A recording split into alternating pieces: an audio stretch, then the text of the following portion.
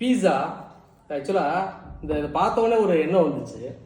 Edward D போனோ ஒரு book ஒன்று எழுதியிருக்காரு. அதாவது 6 frames for thinking about information சொல்லிட்டு, அதாவது பர்பஸ்ஸு, திங்கிங், லவ், அக்யூரசி, இதை விஷயத்தை பற்றி இந்த வடிவங்களை வச்சு ஒரு புக் எழுதியிருக்காரு. ஞாபகம் வந்துச்சு. இந்த பீஸாவை பார்த்தோன்னே என்ன வந்துச்சு என்னன்னா, இந்த பீஸா ப்ரிப்பேர் பண்ணும்போது நல்லா ரவுண்டாக ப்ரிப்பேர் பண்ணுறாங்க. அப்புறம் அதை நம்ம டிரான்ஸ்போர்ட் பண்ணும்போது சதுரமான பாக்ஸில் வச்சு அதை டிரான்ஸ்போர்ட் பண்ணுறாங்க. சாப்பிடும்போது அது முக்கணமாக வெட்டி அதை நம்ம சாப்பிட்றோம். ஒரு பீஸாவே எவ்வளோ வடிவங்கள் மாறி வருது பாருங்க, ஒரே மாதிரி இல்லாமல். அதாவது வட்டம் ரவுண்டாக இருக்கும்போது ப்ரிப்ரேஷன் ஈஸி.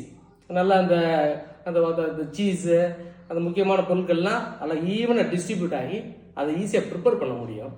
அதை சதுரமான பாக்ஸில் வச்சு அனுப்பும்போது டிரான்ஸ்போர்ட்டேஷன் ஈஸி. நம்ம இடத்துல வேஸ்ட் ஆகாது, இடம் அழகாக கொண்டு வந்துடலாம்.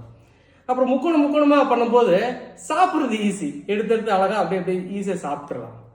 ஒரு பீஸாவே இவ்வளோ வடிவங்கள் மாதிரி தான் நமக்கு வருது அப்படின்னா நம்மளோட வாழ்க்கையை பாருங்க. நம்ம ஒரு டெமோக்ராட்டிக் கண்ட்ரியில் இருக்கோம். இந்த டெமோக்ராட்டிக் கண்ட்ரியை பொறுத்தளவு யாருமே ஜட்ஜ்மெண்ட்டில் இருக்க முடியாது. இன்னைக்கு ஒருத்தவங்க ரைட்டுன்னு சொல்றது நாளைக்கு தப்பாகலாம். ரைட்டுனா என்ன, டெமோக்ராட்டிக் கண்ட்ரியில் 100 பேர் இருக்கிற 51 பேர் ரைட்டுனா 51 அதான் ரைட்டு. அது தப்பாக கூட நாளைக்கு இருக்கலாம். அதனால என்னைக்குமே ஒரு கான்செப்டை பிடிச்சிக்கிட்டு அதை ரிஜிட்டாக தொங்குறது டெமோக்ராட்டிக் நாட்டில் நல்லது கிடையாது. இது பல விஷயங்கள்ல அது நமக்கு பொருந்தும். அதனால ரொம்ப ஃப்ளெக்சிபிளாக போகணும். ஒரு பீஸாவே இத்தனை வடிவங்கள் மாறி தான் ஒரு பயனை கொடுக்குது அப்படின்னா நம்ம வாழ்க்கையில் எத்தனை இடங்கள்ல எத்தனை விதமான வடிவங்களை மாற்றி அமைச்சுக்கிற வேண்டியிருக்கு அப்படின்னு சொல்லி நமக்கு ஒரு சுய பாடமாக இருக்குது. பார்த்தீங்களா?